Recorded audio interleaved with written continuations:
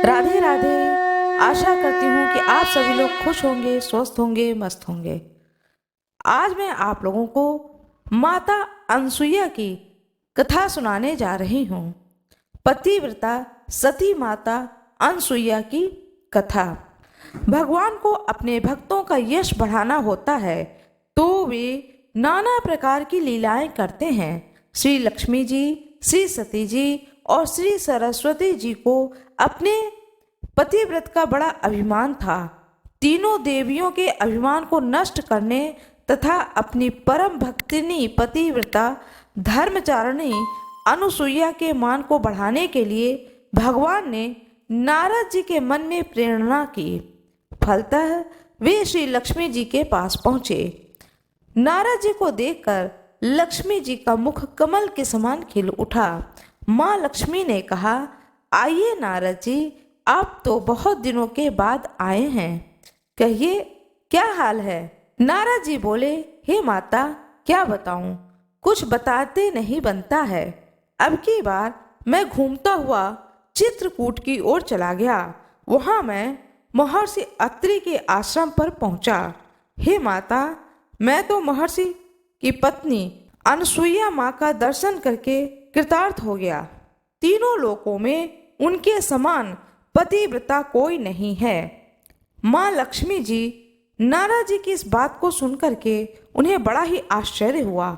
उन्होंने कहा, हे नारद, क्या वह मुझसे भी बढ़कर के पतिव्रता हैं? नारद जी ने कहा, माता, आप ही नहीं, तीनों लोकों में कोई भी स्त्री सती अनुसुईया की तुलना में किसी भी गिनती में नहीं है। इसी प्रकार देवर्षि नारद ने माता पार्वती एवं माता सरस्वती के पास जाकर उनके मन में भी सती अनुसुईया के प्रति यही भाव जगा दिया। अंत में तीनों देवियों ने त्रिदेवों से हट करके उन्हें सती अनुसुईया के सतीत्व की परीक्षा के लिए आग्रह किया। ब्रह्मा, विष्णु तथा महेश महर्षि अत्रि के आश्रम पर पहुँचे। तीनों देव मुनि के वेश में थे। उस समय महर्षि अत्रि अपने आश्रम में नहीं थे। अतिथि के रूप में आए हुए त्रिदेवों का सती अनुसुईया ने स्वागत सत्कार करना चाहा, किंतु त्रिदेव ने उसे अस्वीकार कर दिया। त्रिदेव बन गए शिशु। सती अनुसुईया ने उनसे पूछा, मुनियों, मुझसे कौन सा ऐसा अपराध हो गया सो आप लोग मेरे द्वारा की हुई पूजा को ग्रहण नहीं कर रहे हैं? मुनियों ने कहा कि देवी, यदि आप बिना वस्त्र के हमारा आतिथ्य करें तो हम आपके यहाँ का भिक्षा ग्रहण करेंगे। यह सुनकर के माता अनुसुईया सोच में पड़ गईं। उन्होंने ध्यान लगाकर देखा तो सारा रहस्य उनकी समझ में आ गया। वे बोली, मैं आप लोगों का विवस्त्र होकर के आतिथ्य करूंगी। यदि मैं सच्ची पतिव्रता हूँ और मैंने कभी भी काम भाव से किसी पर पुरुष का चिंतन नहीं किया है तो आप तीनों 6 माह के बच्चे बन जाएं। पतिव्रता माता अनुसुईया का इतना कहना था कि त्रिदेव 6 माह के बच्चे बन गए।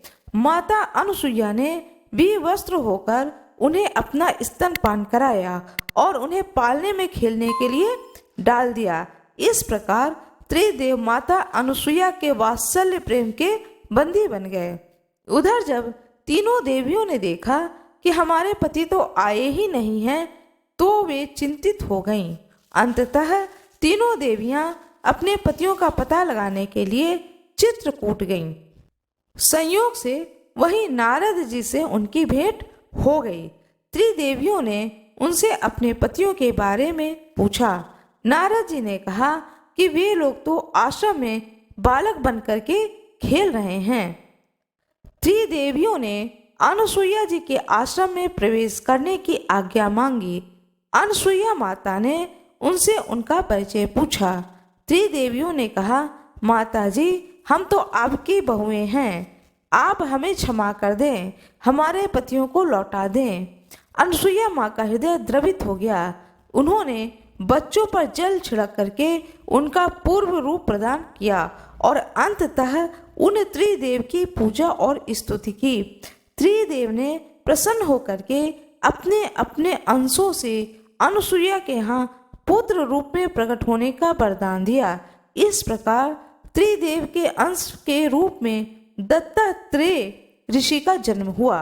सभी भगवान की जय हो, ब्रह्मा जी की जय हो, भगवान विष्णु की जय हो, अनुसुईया माता की जय हो, माता लक्ष्मी की जय हो, माता सरस्वती की जय हो, माता पार्वती की जय हो, शंकर भगवान की जय हो, विष्णु भगवान की जय हो, ब्रह्मा जी की जय हो, सभी दृश्य ऋषियों की जय हो, सभी अदृश्य ऋषियों की जय हो, सभी गुप्त ऋषियों की जय हो। आप सभी लोगों को माता अनुसुईया की यह कथा अच्छी लगी हो तो कृपया वीडियो को लाइक अवश्य ही करिएगा। कृपया कमेंट बॉक्स में हर हर महादेव अवश्य ही लिख दीजिएगा। लाइक करने में आप लोगों का कुछ भी नहीं जाता है, सो कृपया लाइक जरूर कर दीजिएगा। बेल आइकन जरूर दबा दीजिएगा। आप सभी लोगों का बहुत बहुत धन्यवाद।